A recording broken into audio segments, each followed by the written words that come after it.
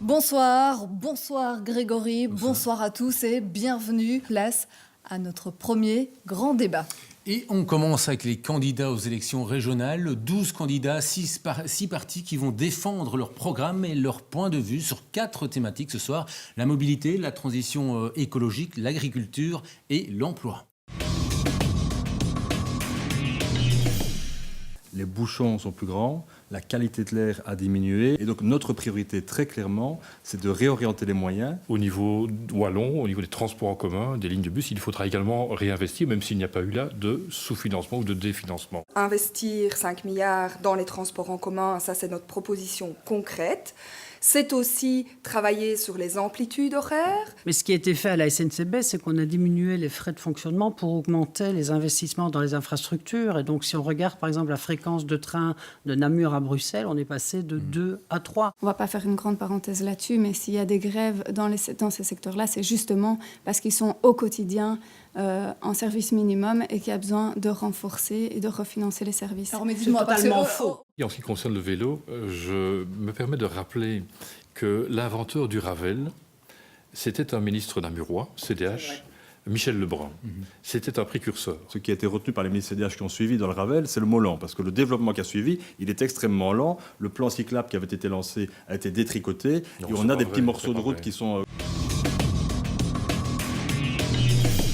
La suppression des voitures de société est une mesure qui est impopulaire et pourtant je pense que ce serait un élément important à mettre en avant. Je partage ce qui a été dit sur les voitures de société pour ce qui concerne les voitures salaires, c'est-à-dire non pas pour les voitures de ceux qui ont besoin de leur voiture dans leur journée de travail, mais pour simplement cet avantage salarial, parce que l'État dans notre pays subventionne la pollution. Il y a une mesure pour laquelle je plaiderais, c'est la taxation du kérosène. Les utilisateurs des avions font un choix. Ils peuvent assumer un surcoût lié au kérosène qui est pour le moment exonéré de toute taxation. Nous croyons vraiment qu'il faut encourager et pas sanctionner. Le PS comme Écolo se sont positionnés pour la taxe carbone, qui est quand même une taxe qui va toucher les travailleurs. Non, sauf qu'au Parlement, ça a été voté par vos... Ça n'a pas été voté. Si ça avait été voté, les gens le sauraient. Ils sont positionnés pour, ils ont soutenu la proposition. Et donc là, si on peut aller voir, c'est un mensonge. Au Parlement de dire wallon, que il n'y a c'est jamais eu faux. de discussion sur cette taxe carbone. Un Wallon sur 4 vit sous le seuil de pauvreté. Et donc l'emploi est vraiment crucial. Nous croyons aussi qu'il faut garder les spécificités de cette agriculture, donc pouvoir maintenir des exploitations familiales à taille humaine dans notre milieu rural.